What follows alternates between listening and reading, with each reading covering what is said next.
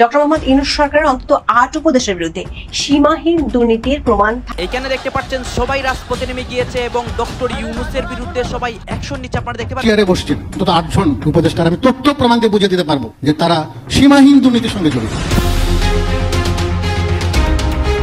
এদিকে 8 উপদেষ্টার দুর্নীতি ফাঁস হওয়াতে তুলপাড় পরিস্থিতি দেশের প্রতিটা জনগণ ইউনূসের বিরুদ্ধে অ্যাকশন নিচ্ছে। সবাই এখন শেখ হাসিনাকে চাচ্ছে। কি হবে এই বাংলাদেশে? আরেক দাবি, তবে এই দাবিটা এত বড় সংখ্যক 593 জনকে টার্গেট করে যে দাবি করা হয়েছে, ছাত্রদল যদি আবার রুখে দাঁড়ায়। তার দাবি অনুযায়ী উপদেষ্টাদের দুর্নীতির কথা অধ্যাপক ইউনূস জানেন, তবে কারো বিরুদ্ধে কোনো ধরনের ব্যবস্থা নেওয়া হয়নি। অবশ্য মন্ত্রিপরিষদ সচিব এক বিবৃতিতে এই অভিযোগ অস্বীকার করেছেন। এই প্রথমবার উপদেষ্টা পরিষদের একেবারে কতজন উপদেষ্টা সীমাহীন দুর্নীতির সঙ্গে জড়িত সেই তথ্য প্রকাশিত হয়েছে এবং সেটি প্রকাশ করেছেন আরেকজন গুরুত্বপূর্ণ ব্যক্তি, সাবেক সচিব।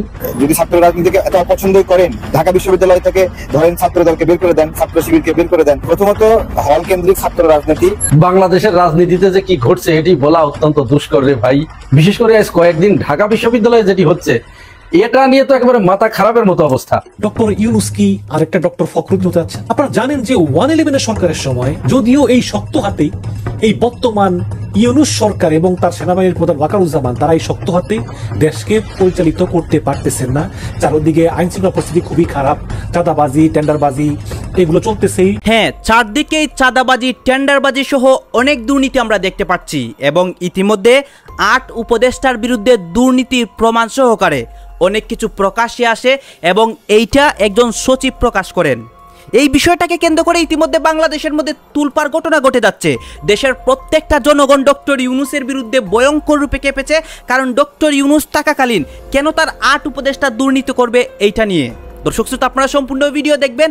আজকে দেশের রাজনীতি যে তুলপাড় হয়েছে সেই পরিস্থিতিগুলো আপনাদেরকে এই ভিডিওর মাধ্যমে ধারাবাহিকলি তুলে ধরবো, যে সর্বশেষ ডক্টর ইউনূসের উপর কী প্রভাব পড়ে এবং এই 8 উপদেষ্টা কী করেছে এবং কোন কোন উপদেষ্টা, আপনারা সব কিছু দেখতে পারবেন এই একটি ভিডিওতে। ধারাবাহিকলি কন্টিনিউ করবেন, দেশের রাজনীতির সকল আপডেট এই একটি ভিডিওতে দেখতে পারবেন। আসুন আপনার কথা বাড়াচ্ছি না, আমরা সরাসরি ভিডিওর মূল আলোচনায় চলে যাচ্ছি। একজন দুইজন নয়, ডক্টর মোহাম্মদ ইউনূস সরকারের অন্তত 8 উপদেষ্টার বিরুদ্ধে সীমাহীন দুর্নীতির প্রমাণ থাকার কথা জানিয়ে নতুন আলোচনা জন্ম দিয়েছেন সাবেক সচিব এবিএম আব্দুস সাত্তার।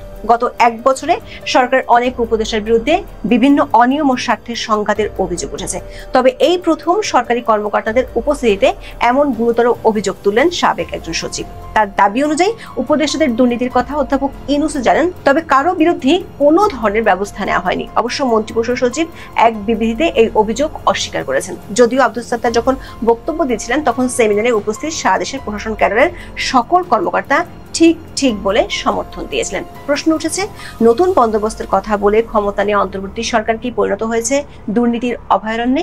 শুধু দুর্নীতি নয়, সরকারের কয়েক উপদেষ্টার বিরুদ্ধে ক্ষমতার অপব্যবহার, এমনকি ব্যক্তিগত কর্মকর্তা ও স্বজনদের স্বেচ্ছাচারের মতো গুরুতর অভিযোগেরও কোনো সুরাহা হতে দেখা যায়নি। উল্টো বিচার ব্যবস্থা থেকে শুরু করে রাষ্ট্রের প্রতিটি ক্ষেত্রে কায়েম হয়েছে চরম ভীতির পরিবেশ।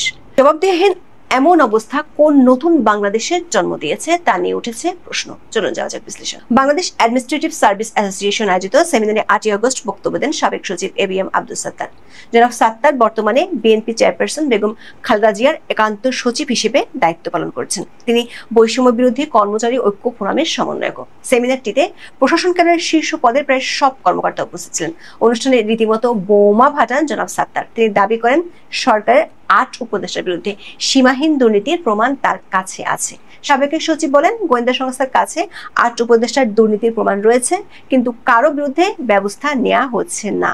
উপদেষ্টাদের দুর্নীতিতে প্রধান উপদেষ্টার পরোক্ষ সহায়তার ইঙ্গিত দেন সাবেক এই সচিব। তিনি বলেন, ডক্টর মোহাম্মদ ইউনূসকে নিয়ে কোনো কথা বলতে নিষেধ করেছেন তারেক রহমান, তাই তিনি তাকে নিয়ে কিছু বলতে চান না। তবে 8 উপদেষ্টার দুর্নীতির বিষয়টি ডক্টর ইউনূস জানেন, কিন্তু কারো বিরুদ্ধে তিনি ব্যবস্থা নেননি। দৈনিক প্রথম আলোর প্রতিবেদনে বলা হয়, উপদেষ্টাদের দুর্নীতির কথা বলার সময় উপস্থিত কর্মকর্তারা ঠিক ঠিক বলে হাততালি দেন। শুধু দুর্নীতির অভিযোগ করেই থামেননি জনাব সাত্তার, বলেছেন কিভাবে দুর্নীতিটা হচ্ছে, বলেছেন 8 উপদেষ্টার সঙ্গে যোগাযোগ ছাড়া গুরুত্বপূর্ণ পদে নিয়োগ বা বদলিও হয় না। কষ্ট লাগে একজন উপদেষ্টার এপিএস এর অ্যাকাউন্টে 200 কোটি টাকা পাওয়া গেলেও তার বিরুদ্ধে কোনো ব্যবস্থা নেওয়া হয় না। দর্শক, জনাব সাত্তার এখানে নিয়োগ ও বদলি বাণিজ্যকে ইঙ্গিত করেছেন। যদিও তিনি কোনো উপদেষ্টার নাম বলেননি, তারপরও গত কয়েক মাসের খবরগুলো পর্যালোচনা করলে তিনি কোন কোন উপদেষ্টার দিকে ইঙ্গিত করেছেন তা বোঝা যায়। স্থানীয় সরকার উপদেষ্টা আসিফ মাহমুদ এবং স্বাস্থ্য উপদেষ্টা নূরজাহান বেগমের সাবেক ব্যক্তিগত কর্মকর্তাদের বিরুদ্ধে বিপুল আর্থিক দুর্নীতির তথ্য এসেছে সংবাদ মাধ্যমে। এ বিষয়ে দুদকের তদন্তও চলছে। আব্দুস সাত্তার তার পরের কথার ইঙ্গিতটা অনেকটা খোলাসাও করেছেন, বলেছেন স্বাস্থ্য মন্ত্রণালয়ের মতো একটি মন্ত্রণালয় নূরজাহান বেগম কি চালাতে পারেন? স্থানীয় সরকার মন্ত্রণালয় এবং যুব ও ক্রীড়া মন্ত্রণালয়ের মতো দুটি গুরুত্বপূর্ণ মন্ত্রণালয় একজন অনভিজ্ঞ উপদেষ্টা দিয়ে চালানো কি ঠিক হচ্ছে? বর্তমান সরকার উপদেষ্টা পরিষদে প্রধান উপদেষ্টার বাইরে উপদেষ্টা আছেন 22 জন। আব্দুস সাত্তারের দাবি সত্যি হলে উপদেষ্টা পরিষদের প্রায় 35% ব্যাপক দুর্নীতিতে জড়িয়ে পড়েছে। অথচ সর্বোচ্চ সুশাসন ও স্বচ্ছতা নিশ্চিতের প্রতিশ্রুতি দিয়ে ক্ষমতা নিয়েছিল অন্তর্বর্তী সরকার, কিন্তু 1 বছরে খোদ উপদেষ্টারাই মেতে উঠেছেন দুর্নীতির মহোৎসবে। আওয়ামী লীগ সরকারের পতনের পর গত 1 বছরে দুর্নীতি উল্টো বেড়েছে বলে মন্তব্য করেন আব্দুস সাত্তার। বলেন, এক সহকারী কমিশনার একটি স্কুলের জমির নামজারিতে 30 লাখ টাকা চেয়েছেন। ঢাকার আশেপাশের একজন ইউনো একটি কারখানার লেআউট পাশ করতে 20 লাখ টাকা চেয়েছেন। দর্শক, শুরু থেকে খোদ প্রধান উপদেষ্টাকে ঘিরিয়ে চলছে নানা ধরনের বিতর্ক। স্বার্থের বহুমুখী সংঘাতে জড়িয়ে পড়েছেন ডক্টর মোহাম্মদ ইউনূস। নিজের বিরুদ্ধে মামলা বাতিল, রায় প্রত্যাহার থেকে শুরু করে ব্যক্তিগত বিদেশ ভ্রমণকে রাষ্ট্রীয় সফর হিসেবে দেখানোর যেন প্রতিযোগিতায় নেমেছেন তিনি। গত বছরের 8ই আগস্ট প্রধান উপদেষ্টার দায়িত্ব নেওয়ার ঠিক আগের দিন থেকে চলছে তার আইনি অব্যাহতি। শ্রম আইন লঙ্ঘনের মামলায় তার 6 মাসের সাজা বাতিল করা হয় 7ই আগস্ট। সরকার প্রধান হিসেবে শপথ নেওয়ার 3 দিনের মাথায় 11ই আগস্ট অর্থ আত্মসাতের এক মামলায় খালাস পান তিনি। এছাড়া মোহাম্মদ ইউনূসের মালিকানাধীন গ্রামীণ কল্যাণের 666 কোটি টাকা কর দেওয়ার রায় প্রত্যাহার করে হাইকোর্ট। তবে ক্ষমতার পালাবদলের পর সেই রায় স্বপ্রণোদিতভাবে প্রত্যাহারের নজিরবিহীন ঘটনা দেখা গেছে। ডক্টর ইউনূসের বিরুদ্ধে শ্রম আদালতের 5টি ও মানহানির একটি মামলাও 24 অক্টোবর হাইকোর্টে বাতিল হয়। মামলা থেকে প্রধান উপদেষ্টার মুক্তির পাশাপাশি কাকতালীয়ভাবে গ্রামের নাম যুক্ত প্রতিষ্ঠানেও চলছে সুদিন। অন্তর্বর্তী সরকার গত কয়েক মাসে নিবন্ধন, অনুমোদন, কর ছাড় সহ অনেক ধরনের সুবিধায় ভাসছে গ্রামীণ সংশ্লিষ্ট প্রতিষ্ঠান। বিশ্ববিদ্যালয় থেকে জনশক্তি রপ্তানি। এই প্রথমবার সম্ভবত উপদেষ্টা পরিষদের একেবারে কতজন উপদেষ্টা সীমাহীন দুর্নীতির সঙ্গে জড়িত সেই তথ্য প্রকাশিত হয়েছে, এবং সেটি প্রকাশ করেছেন আরেকজন গুরুত্বপূর্ণ ব্যক্তি। তিনি হচ্ছেন সাবেক সচিব এবং একই সঙ্গে বিএনপির চেয়ারপারসন বেগম খালেদা জিয়ার একান্ত সচিব। ওনার নাম হচ্ছেন ABM আব্দুস সাত্তার। তিনি বলছেন যে সরকারের 8 জন উপদেষ্টা সীমাহীন দুর্নীতিতে জড়িত। শুধু রক্ষা এই যে তিনি প্রকাশ্যে এই 8 জন উপদেষ্টার নাম উল্লেখ করেননি, কিন্তু যেহেতু তিনি একেবারে সংখ্যাটা উল্লেখ করেছেন, নিশ্চয়ই তিনি জানেন যে এই 8 উপদেষ্টাকে। আমরা ভাবতাম যে উপদেষ্টা পরিষদের হয়তো 2-1 জন দুর্নীতি, অনিয়ম বা নানা রকম রাজনৈতিক প্রক্রিয়ার সঙ্গে জড়িত, কিন্তু সংখ্যাটা যে 8 জন এটা কিন্তু জানা ছিল না। এই প্রথম জানতে পারলাম। তিনি বলছেন যে অবসরপ্রাপ্ত এই সচিব এই উপদেষ্টাদের সঙ্গে যোগাযোগ ছাড়া গুরুত্বপূর্ণ পদে নিয়োগ হয় না, বদলিও হয় না। এটা মারাত্মক ব্যাপার। কেন এরকম হবে? এমন কোনো কি নিয়োগ বদলির ক্ষেত্রে উপদেষ্টাদেরকে দায়িত্ব দেওয়া হয়েছে? মানে সরকার কি বলেছেন যে এই উপদেষ্টারা সম্মিলিতভাবে সিদ্ধান্ত নেবে? সেটাও কিন্তু বোঝা গেল না। শুক্রবার রাজধানীর বিএম মিলনায়তনে এক সেমিনারে এই অভিযোগ করেন আব্দুস সাত্তার। তবে তিনি উপদেষ্টাদের নাম বলেননি। বিশেষ ক্যাডারের 82 ব্যাচের এই কর্মকর্তা বর্তমান অফিসার্স ক্লাবের সাধারণ সম্পাদক এবং বৈষম্য বিরোধী কর্মচারী ঐক্য ফোরামের সভাপতি। জুলাই গণঅভ্যুত্থানের প্রত্যাশা এবং আগামী দিনের জনপ্রশাসন শীর্ষক সেমিনারটি আয়োজন করে প্রশাসন ক্যাডারের সংগঠন বাংলাদেশ অ্যাডমিনিস্ট্রেটিভ সার্ভিস অ্যাসোসিয়েশন।